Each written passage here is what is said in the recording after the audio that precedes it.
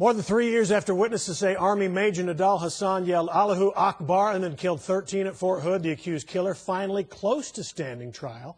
Pretrial business starts this week. Fox 4's Sean Rabb is at Fort Hood. All right, 3 years later, Sean, what's it feel like down there?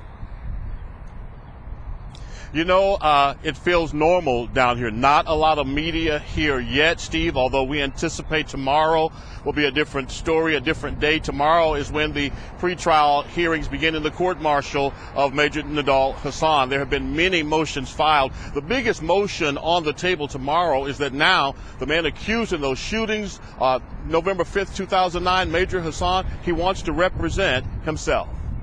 November 5th, 2009, 13 people killed, more than 30 injured in the worst shooting ever on a military installation. The sole suspect, U.S. Army Major Nidal Hassan.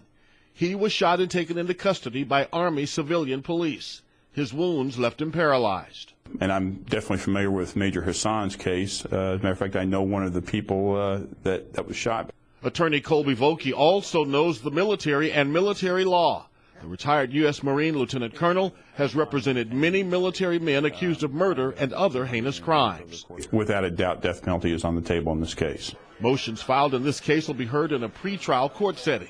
Some victims and family members of victims angry Purple Hearts were not awarded by the government.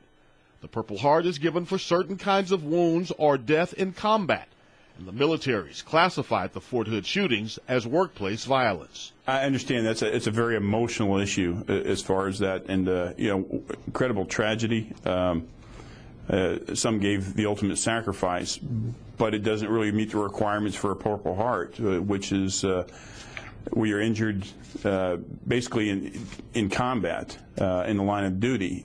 Vokey expects what we will learn about Hassan's dealings will be upsetting to a nation shocked by the shootings. I think you're going to find some pretty negative things about connections Major Hassan had, things that are going to be very disturbing to pretty much all Americans and certainly to soldiers.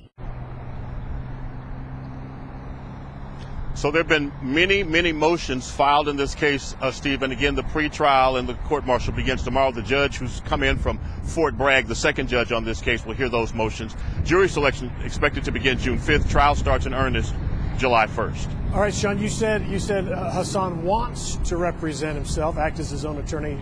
I guess that doesn't mean he's going to get to. That'll be up to the judge. What's the word on that?